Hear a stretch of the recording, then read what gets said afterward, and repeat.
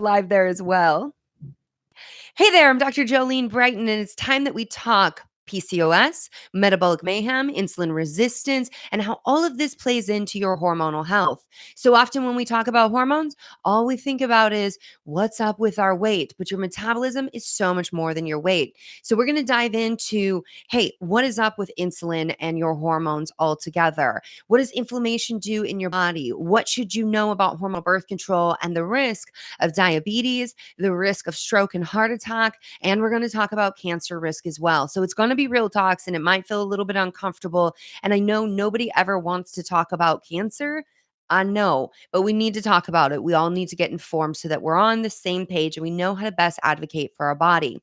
So we're going through Beyond the Pill, chapter 8. We're going to dive right in. This is the Reverse Metabolic Mayhem chapter. Let me flip the page here, maybe. And in this chapter, so every chapter of Beyond the Pill, we have the highlights here. So how the pill can make you feel bitchy and exhausted. Hint, check your blood sugar. What's the deal with the cancer risk? We're going to talk about that. Hey, New York and California is joining us now. Why that annoying chin hair and acne might not be PCOS. It might not be PCOS. We're going to get into that. Why it's a bad idea to take the pill if you get headaches or migraines, why you should get tested for HPV, and how the pill can and does kill. And this is something that not a lot of people love when I make that statement, but it is something that is so very true. There's people who are like, when you say that the pill can kill you, like you're scaring people. And I'm like, the scariest thing is to not know what your risk is, and then to potentially end up with a clot and then not know what a clot looks like. And so we have to recognize hormonal birth control has induced clots, strokes, and heart attacks in women. And we're not often told about it and we don't talk about it. And I get that it's uncomfortable and nobody wants to think that the medication they're taking for their acne could kill them, but there's a possibility and a potential there. And in this chapter of the book, I teach you what to screen and how to stay safe, because that's the name of the game, is being informed and making the best decision for yourself, but also knowing the tools. The pill, insulin resistance, and PCOS. That's the first place we dive into. So hormonal birth control is prescribed to women with PCOS at such a very high rate, with very little discussion about what it's actually doing in their body. So, what it is at the root cause of polycystic ovarian syndrome, insulin dysregulation, and inflammation. And hormonal birth control actually can cause those two things in a woman's body. It can cause you to become insulin resistant, and it can cause inflammation. And there's studies where they have measured women's blood, they've measured their proteins. Is insulin resistance and inflammation? We have to ask the question, is giving hormonal birth control the absolute best option for somebody who already has those risk factors? And this medication can raise those risk factors. Now, with PCOS, this is often something that doctors prescribe to women because it helps with hirsutism. So there's like beard, hair on your chest, growing hair where you don't want it, losing hair on your head. And in addition to that, it can be helpful with regulating your periods. In reality, that's just a withdrawal bleed from the pill. And so when your doctor's like, well, your period's fixed, and then they forget about the fact that that condition is much more than just a period, we find ourselves in big trouble as women when we enter, into our 30s, our 40s, and no one's ever discussed that with us. So going into this, I told you why your PCOS might not be real PCOS. I talk about post-pill PCOS. So that is something that I have seen clinically a whole lot. My friend Lara Brighten, Dr. Lara Brighten from the Period Repair Manuals, the first person I ever saw call it post-pill PCOS. So she's the one, I call her out right away in the paragraph there. Of like, this is where I first heard this term.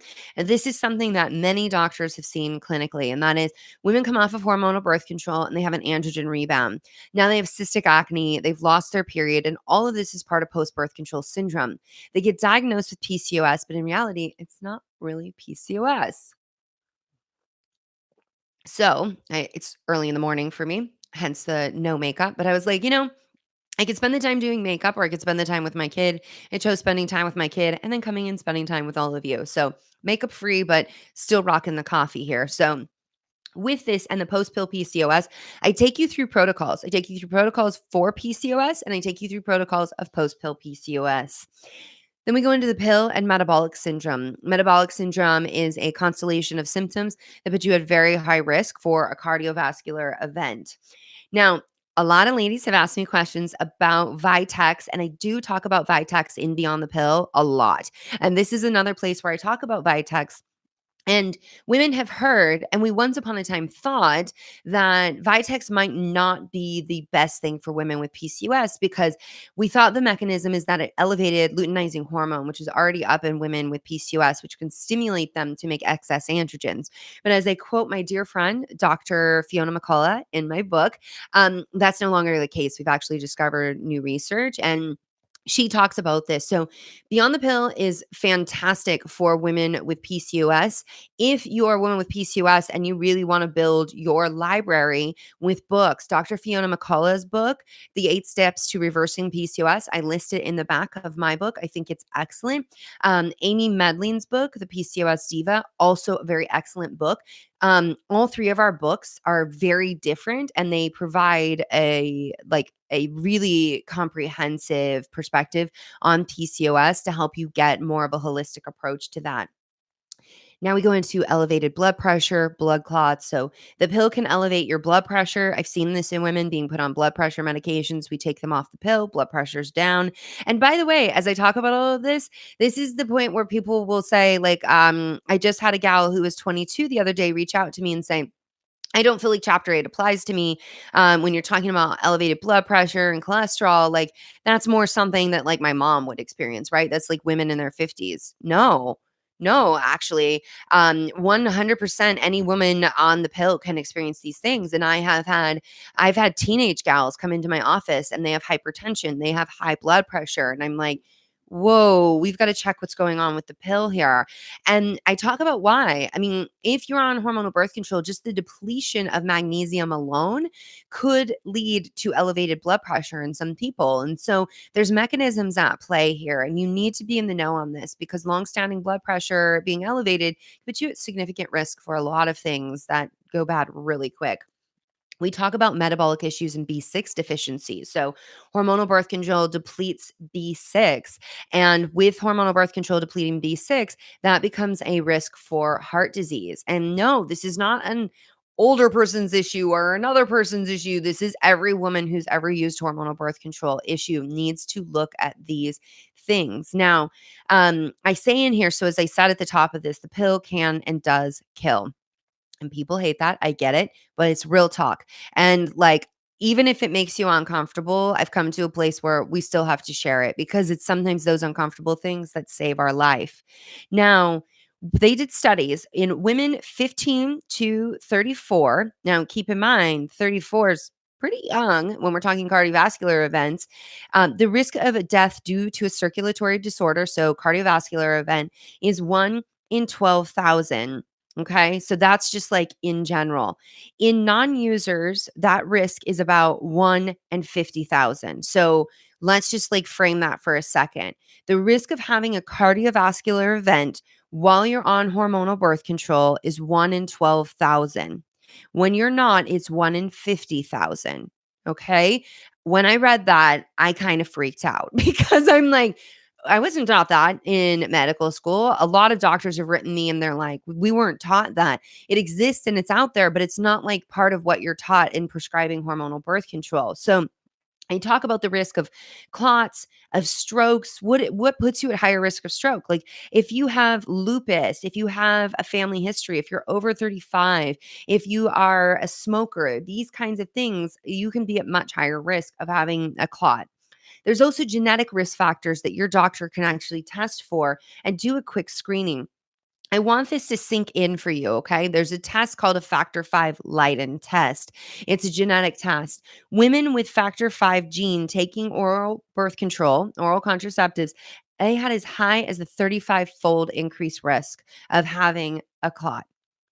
Having a stroke, you guys. And this is a simple blood test that we can do to screen that before we ever write you a prescription for the pill. MTHFR, that is a enzyme that helps us process our folate and is part of the folate B12 homocysteine pathway. And with that, if you have MTHFR, how many women have MTHFR? Like a lot. It's estimated that 40% of the population have an MTHFR issue. And using the pill is a 5.4 increased risk of a stroke. Did anyone ever tell you that, did anyone ever tell you that having an MTHFR mutation could put you at risk for having a cardiovascular event before they wrote you the pill? Now, they didn't for me because we didn't even know about MTHFR back when I was like started the pill. Like nobody knew that. And we can recognize that. Like, medicine was evolving, learning, and this is the way it goes in science. But with that, we know this now. And yet doctors still are like, why test MTHFR? Because if you pass her that pill, she might die. That's why we test MTHFR. And that's why I'm here with you now, having these uncomfortable talks, but really wanting to make sure that you're so informed about this because you can test and not be afraid. Because I have women who also come in and they're like, I'm so afraid that I might have like a clot, in the future or have a heart attack or something bad is going to happen. And I don't really even want to know. And it's like, but we could get the information and you can take a sigh of relief or do something different. And that's really what I want to encourage you guys to do is know your body, know your options and choose what's best for you. So I take you through what the signs of a stroke are, headaches and migraines and what to consider. Now, if you are a person with a headache and you begin hormonal birth control for headaches, your headaches can get worse or they can rebound when you come off and get a whole lot worse. And so you really want to consider that. If you have a headache, you want to pause and say, okay, is this how I want to address it? Or do I maybe perhaps want to go in and look at a different way of addressing this? And like, as those of you who have read Beyond the Pill know, I'm not shaming you in any decision you make. And if you're like, this is the best thing working for me now, then hallelujah, you found something that works, but also continue to question the root cause of what's going on. So, I give you an entire list of what to test before popping the pill, and so that you can know what are your risk factors and really understand what is happening in your own body. Because doctors will sometimes they'll say, oh, well, the risk is so minimal. For who? For the general population, for the general inference created from the study? What's the risk for you? That's the question that matters here. Now, we also go into the pill and heart attacks. This is something that can happen. And I take you through a little bit of a dark history of advertising and how advertising manipulated us and when the FDA finally slapped a black box warning on hormonal birth control because of the rate that it was killing women. And so this is something really important. Don't let anyone dismiss the fact that birth control does come with this risk because there are people out there that are like, they're like, oh, it's really not that big of a deal. Or, they'll say things, to the effect of like, that's just fear mongering when you talk about that. It's like, what is fear mongering is telling women we shouldn't talk about that. Like that's not right. But with this, what I talk about in this is that the high potassium sparing, they hold on to potassium. And as you read in this chapter, it's something that the pharmaceutical company spun it as a positive. Like this is a really good thing. It holds on to potassium because potassium is good. And potassium is good, but they got in trouble for that. The FDA was like, no, you can't really say that because when you mess with your electrolytes, you mess with your cardiovascular health. And so women started dying. And that was something why they had to put a black box warning. Now, if you don't know a black box warning, it is legit the biggest like hand down from the FDA being like, slow your roll. So the fact that doctors don't slow their roll before they pass you that pill, and these pills specifically are like Yasmin, Ocella, the type of progestin, synthetic progesterone is what I wanted to say there, that is in there has you hold on to potassium. If you are on those, that particular birth control, you need to measure a metabolic panel and you need to look at your electrolytes. You also want to avoid things like spironolactone and NSAIDs and other drugs that cause you to hold on to potassium. You know what else is also really high in potassium? Celery juice. So if you're on these drugs and you're pounding back 16 ounces of celery juice every single day and you're not measuring your electrolytes, that could be trouble, especially if you're using like ibuprofen for your period. And I'm not saying celery juice is bad. I'm not saying that. But like anytime we like kind of overdo stuff in our diet, and I'm not saying 16 ounces is overdoing it in general, but it might be for you. And this is where I really do things different than a lot of people out there writing books and a lot of people in the health space, is that I don't ever want to say all of this is true for everyone always. It is very much what is true for your body and view it through the lens of your body. And I actually was just in Hollywood. Everybody there be loving their celery juice. And We were having that conversation and somebody was like, "It worked really well for me." And this other person was like, "It was awful. I felt awful." And it's like, and she was like, "And I tried to make it work and I kept trying to make it work." I'm like, "But your body already told you it's not working. This is cool. Celery just not for you." But there are all of those considerations that like if you're loading up on really high potassium rich foods, that could become problematic when you're on a medication that's also potassium sparing. How do you know? You test. You don't have to be scared of anything that I'm saying today because we have lab testing for you to go in. You could go in, get your electrolytes tested and know by the end of the week like what is going on for you. Now, I take you through what a heart attack looks like in a woman. Every woman needs to read this. Every single woman in the world. We die of heart attacks at a higher rate than men.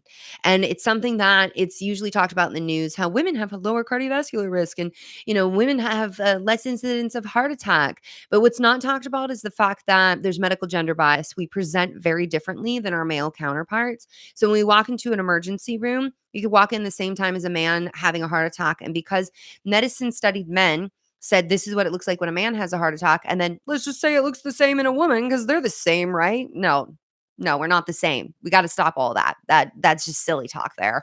I don't even know who these powers that be decided that we were like the same as men. I'm like, did you not know that you came from your mama? She grew you in your body. Okay, so but anyhow, I take you through how do you know if you're at risk for a heart attack and what a heart attack looks like in women. And that way you can know to stay safe because gaslighting is real. And you could go into the doctor and you're like, I'm really concerned. I don't know why. I have this indigestion, but I feel like it's so much more. And they could be like, take a Tums, take an anxiety medication, go home. You're a hypochondriac. You're just stressing too much and you die because you don't look the same as a man when you have a heart attack. So I want everybody to read this and really be in the know on it. And I want to credit like when I was in naturopathic medical school, they taught us this and they taught us that women die of heart attacks at a higher rate. And they taught us to what to look for in women and taught us about these differences. And I just am so grateful that I had that education. So we go into the pill and the cancer risk. This is like the part nobody really wants to talk about it, right? And I know, but we got to talk about it. Now, for a long time, so the very first, we have to understand the history of the pill. The very first iteration of the pill was such high dose of hormones that women got nauseous, they threw up, they died, like bad things happened. It was so much hormones, bad things happen. And so the new generations are much lower. So doctors say it's low dose birth control. And then they tell women, "Well, it's low dose, so don't worry about it." No, it is still a high enough dose to shut down how your brain and ovaries communicate. It is low dose, relatively speaking, to the first iteration, but it does not make it a low dose of hormones. It's just low comparatively speaking. So we need to flesh out where that's coming from. Now, with this, doctors were saying, scientists were saying, everybody was saying, "Oh, well, hormonal birth control had a risk of breast cancer, but the new generation is low dose. So the risk is not going to be the same. There's not going to be the same risk there. We're not going to see issues." And we then got research. So understand, while your doctor may be screaming there's no evidence to support what you're saying, there's also no evidence to support many of the things they're saying. And that's where we have to have some humility in medicine and real talk of like, there was never evidence for them to make that claim, but did that stop them from saying those things to women? It didn't. It didn't. And so you can't have it both ways, doctors. If you're listening, you can't say it always has to be evidence-based medicine and then go, making these recommendations without any evidence. Like we have to recognize that there won't always be evidence for the things that we talk about, but there is very much what we learn from our clinical experience and basic common sense of physiology. Like that is something that like also gets kind of forgotten about sometimes. Is there like there's no study, and you're like, but this is exactly how this works. Like we don't have to, do we have to have a study to know like that people need to poop? Like that, those kinds of silly things that really, I've had doctors that are like, there's no study that says that people have to poop every day. And I'm like, but everybody who poops every day feels better, right? All right. So I'm being silly. First thing in the morning, the pill and cancer. Let's just have a little talk. You guys are Instagram. So hi YouTube. I love you being here as well. Instagram's throwing up all these emojis, laughing and hearts and everything coming through. And I appreciate it. Instagram. Sometimes, you're sitting here and you're talking and you're like, is anyone picking up what I'm putting down? I don't even know. So there was a study out of the New England Journal of Medicine that followed 1.8 million women, 15 to 49. Now, Understand that, they cut off at 49. Had they gone a little bit further to like our 54-year-olds who are still prescribed the pill, I'd be very curious to see how this shifted. What they found was there was an increased risk in breast cancer. But what I really want to drive home, thanks for letting me know you're picking it up.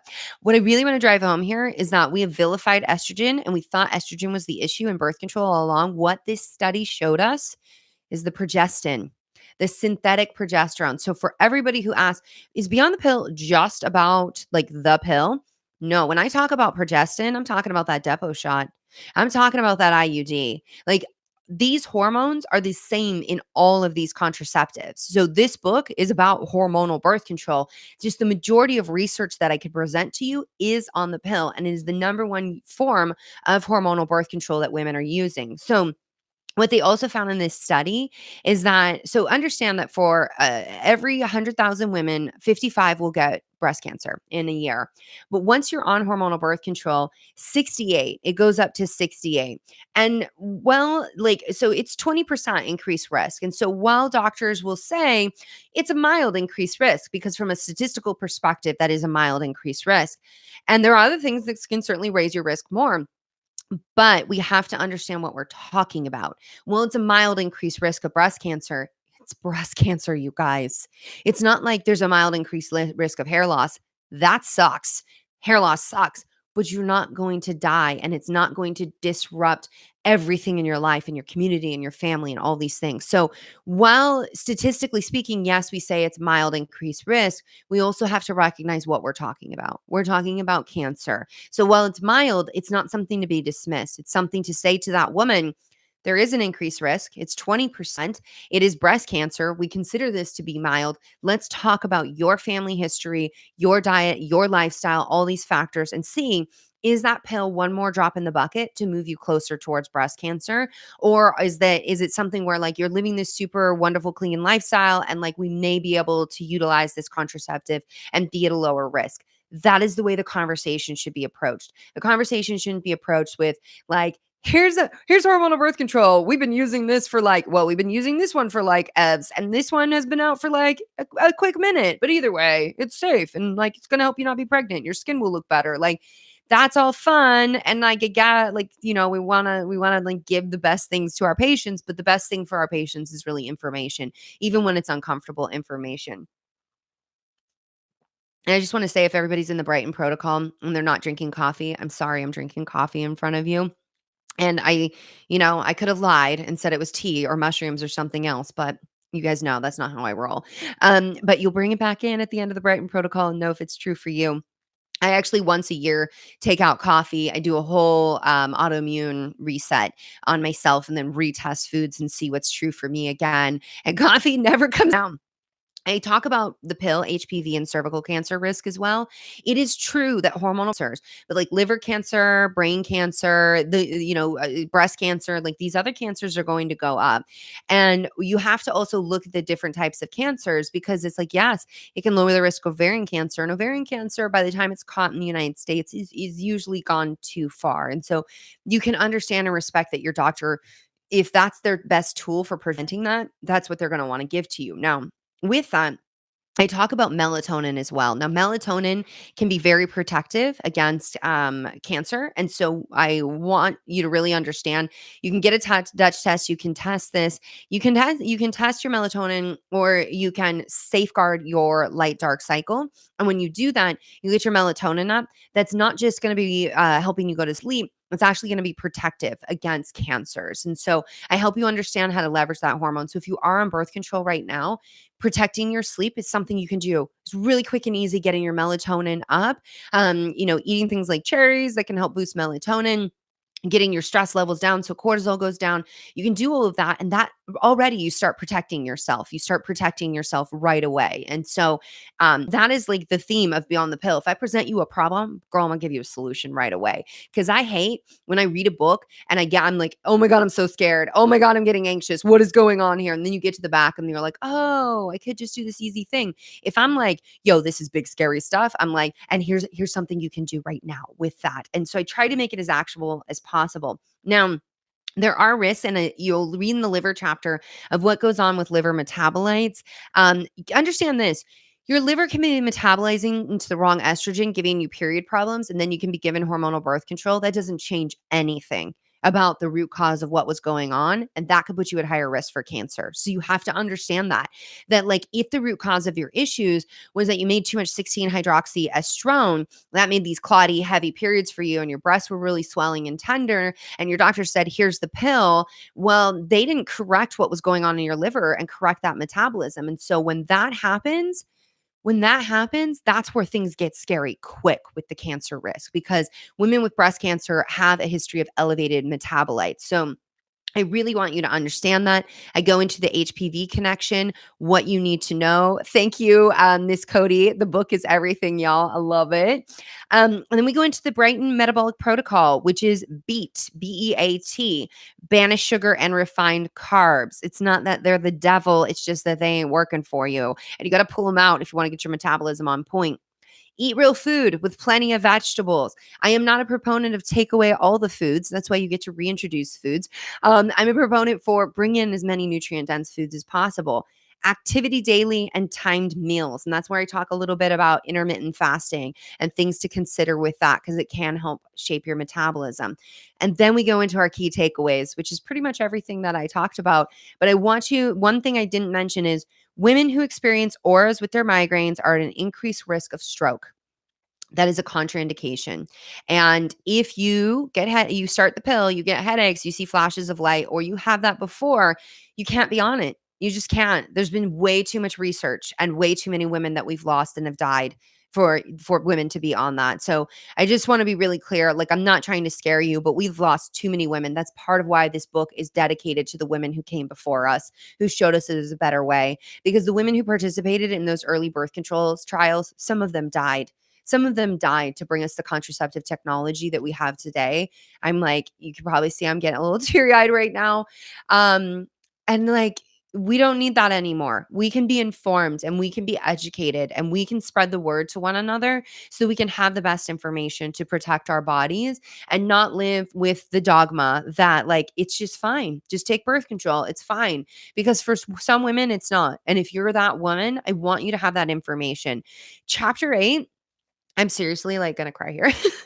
Chapter 8 was the hardest chapter for me to write, like hands down, the hardest chapter. There were a lot of tears through this. Like when I started reading women's stories and more women's stories and connecting with families who lost their daughter, who their daughter went to college and started the pill and died, like or the NuvaRing, like these things.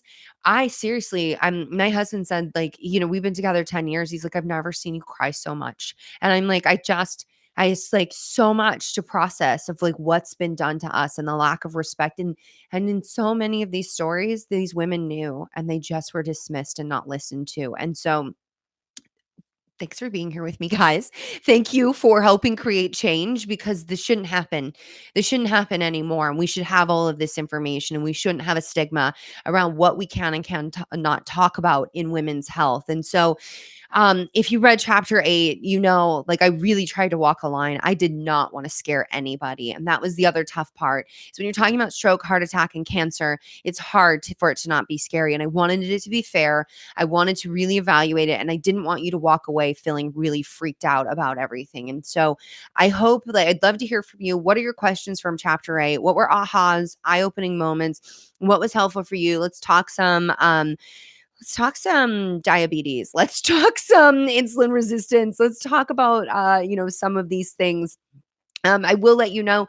I'm going to take some questions, and then I will be going live with Dr. Holland on Instagram at 9 a.m. And so if you don't get all your questions answered here, you can jump over there and find me as well. So I see that. So Jessica saying, NuvaRing, you got off of it 3:15. So, okay, that's been about 3 weeks. You're in the middle of the paleo detox and the protocol. I had a few days of spotting and started my period after 23 days. Should I be concerned yet? No, not necessarily. In the first 3 months, things can be really wacky. In the first 3 months of coming off of hormonal birth control, you can lose your period altogether. I still am like kind of teary, you guys.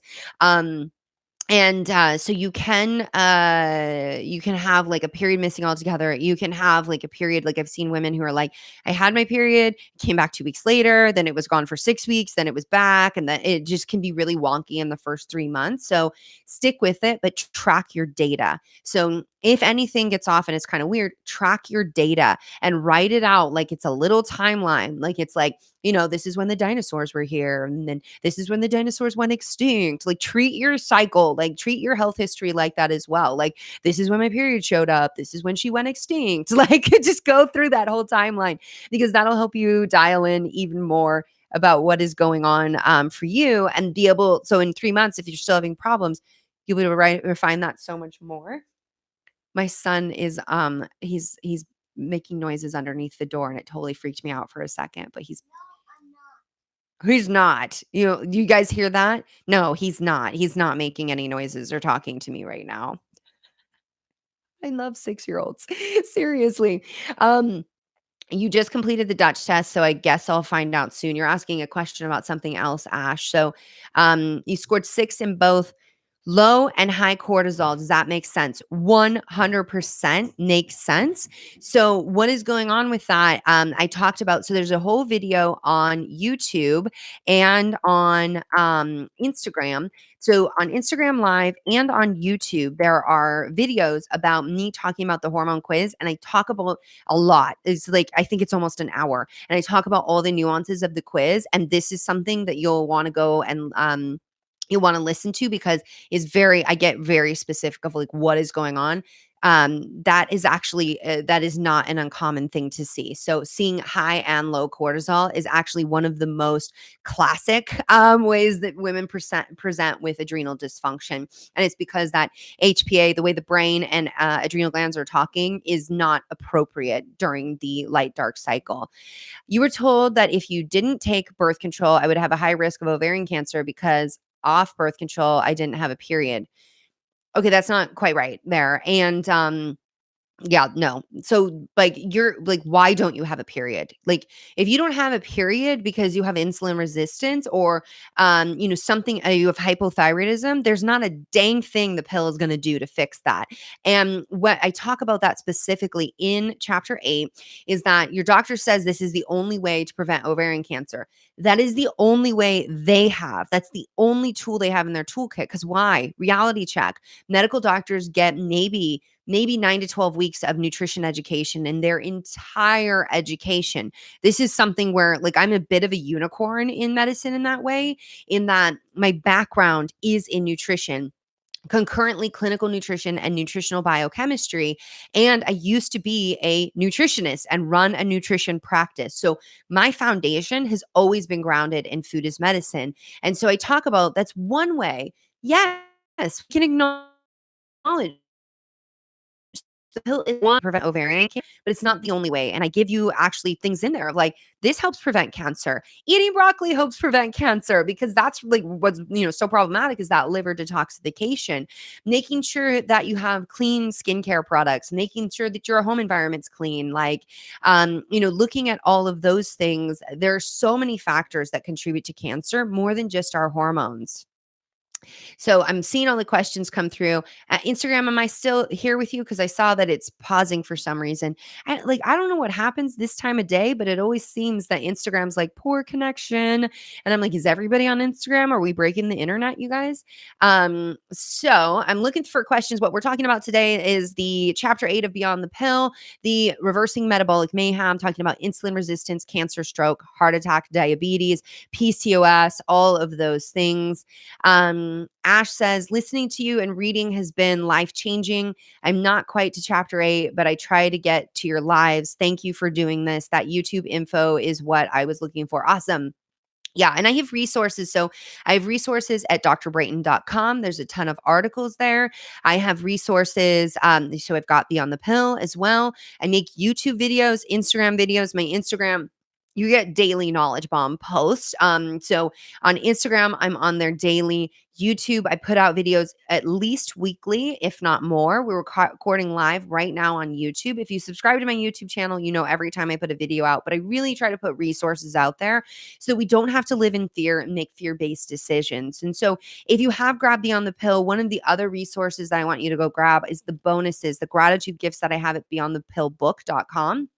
And those, you're going to get meal plans, you're going to get lab guides, you're going to get all kinds of stuff to really support you. And why I built that was, one, to say thank you, because this book is getting into every woman's hands that needs it because of you. It's you. Like, I wrote the book, but you guys are seriously out there spreading the word and getting it out to every woman. I couldn't do this alone. Like, 100%. It's you guys that are like really charging this. You guys are like, you started a movement. And I'm like, yeah, but you're making it move. Like, it's you guys making it move. So, but the other thing is, I wanted that when you order the book and you're waiting for the book, you can grab those bonuses and start educating yourself right away, and start, eating for your hormones and really supporting yourself. So, oh, and thank you. I see my team is putting the links up there on Instagram for you guys so that you can have that. Your doctor told you that they cannot test for hormones. What? Where do you suggest returning to get these tests done? But they're like whatever lab they use, I guarantee there is a box you can check to test estrogen or progesterone or thyroid or cortisol or insulin. Insulin's a hormone. So what's your doctor talking about? You have to test that. You do a screening exam for insulin. So with that, beyondthepillbook.com. When you go there, you can grab those bonus guides. When you grab those bonus guides, you will be able to get the lab guide. And there is a lab that I partnered with. So I knew this was coming. I knew women were going to be like, my doctor's not going to run my tests. So I partnered with a lab that is giving you tests that you can self-order at an affordable rate. So if you go to a lab on your own, it can be quite pricey. And I talked with this company for a long while and was like, we need to have this resource, guys. I'm putting out this book, and we need to make sure that we're really supporting women through that. So grab that resource there. Audrey says, so scary because I got a headache almost every day when on the pill after I had gotten mono. No idea if it's related. The doctor switched my birth control, but I'm now off birth control completely. Scary stuff. Yeah. I mean, it can be really scary stuff like what we're talking about, but it doesn't have to be when we get informed about it and we really understand how to navigate it. And Audrey, I'm really sorry that you had that experience, because headaches are like the worst. Head pain, you can't get away from it. It's the worst. So they see you're 40, you suffer from early menopause. I don't want to use HRT. What do you suggest? And best wishes. Thank you for that. Real talk. If you're 40 and you're in early menopause, then you've lost your hormones way too soon. And so now at this point, your heart and your brain and your ovaries, your bones, your ovaries are quitting. Oh, when I'm jumbling my words there, I'm like, girl, get to the bottom of your coffee cup, maybe. That's just a joke. So with that, you need to have hormones of some kind to ensure your longevity. And this is something that I would say, talk to a doctor who's a bioidentical hormone replacement therapy specialist. They need to be a naturopathic doctor, or I would recommend a functional medical doctor or an osteopath, and or they could be like a physician's assistant or a nurse practitioner. But outside of that, that's pretty much who you're going to be looking for with credentials that have prescriptive rights.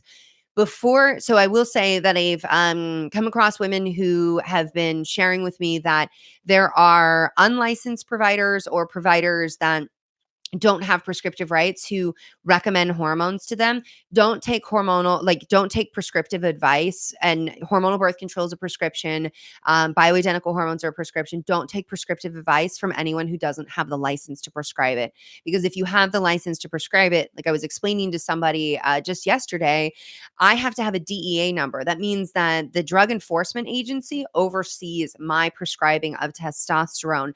That I have to do so much continuing education there are checks and balances in place that make sure that I'm as informed as possible to be of best service to you as possible.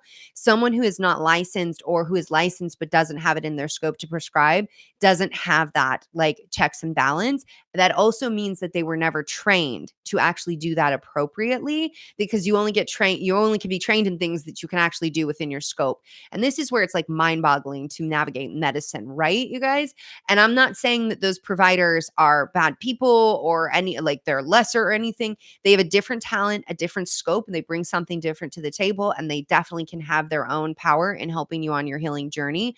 But I just want to really caution about that, because sometimes people have the best intention, but because they don't know what they don't know, they can get you into a lot of trouble with hormones. And we see people all the time. It's just like with birth control, where people are like, it's just hormones. And it's like, hormones can kill you. Hormones can mask things. That we've really just got to be careful with how we're doing things. Now, with bioidentical hormone replacement therapy, the amount of hormone it takes to really protect you is such a low dose and is nothing compared to what they put in the pill. And if you haven't caught me yet, on Dr. Mark Hyman's Broken Brain 2, we interviewed in that documentary, and I talked about how important our hormones are for our brain health. And so, I'm not going to tell you, yes, do bioidenticals, no, don't do bioidenticals, but there is a time and a place, and there's a way it can be used appropriately. And at 40, we really have to consider, because we don't expect to really lose our hormones until like our 50s. And so definitely talk to the right doc. Jessica, I had a blood clot in my leg last year, was using birth control for years, and the doctor told me I had likely just hit my leg to cause it. And you didn't hit your leg. Thank you, doctor. Thank you for explaining to me what did not happen to me, but writing me off. Girl, this is why we have to have these discussions, you guys, because if you hit your leg, you shouldn't have a clot. So why would you have a clot if you hit your leg? Let's just say you did hit your leg, because you're on a medication that increased the risk of a clot. So if you did hit your leg and you had a clot, you have to question birth control. So it doesn't even make sense. I just want to validate that for you. I hope that validates that for you, that like you were right to question that and to seek help. And hormonal birth control, it's in the freaking package insert, doctor. Just open up the box and read it. It's there. Clots, it's there. FDA, black box warning. FDA doesn't mess around. They only put a black box warning if people like legit die from this medication. That is like the dun dun dun. FDA is like, don't go any further till you read this. And so if that exists, if the FDA has made that, if the pharmaceutical companies are, disclosing it and putting in the package insert, then why in the heck is your doctor not acknowledging that your clot could have very well been from birth control? That's just madness. Like that's just like, do you guys follow my logic there? And the lack of logic that doctor was having, that's like crazy talk. And that is why so many of us feel like we feel like we can't get doctors to help us. There are lots of doctors out there that can help you. Lots of doctors. But just like I was having this conversation with somebody the other day, where they're like, why are there so many bad doctors? And I'm like, well, maybe they're not bad. They're just like, that might be like you were seeing somebody for a thing they couldn't really help you with, and they didn't know what to do with that. And but with that, I'm like, if you look at any profession, it's like finding a plumber. How do you find a plumber? Usually through word of mouth, right? Because you don't know what's going to happen. Finding a lawyer. So when you look at these professional services, know that like one of the best ways that people find the right people is word of mouth. So it might be worth looking into. So thank you all so much for being here today. If you've missed our reviews of chapter 1 through 7, those live on YouTube as of right now. You can go watch those, listen in, get the information you need. Please tag a friend, share this information. If you haven't left a review on the book, please do that. Women have wrote me and they said, I didn't think I was going to get the book. And then I read so-and-so's review and I was like, this book's for me. So it's really, really helpful in getting the message out there and spreading the word. I am going live in just a few minutes on Instagram. So on another account. So stay tuned for that. And I will see you all again tomorrow. We are going to be going into the anxiety, depression, mood talk. So I'm really excited for that. I will see you then.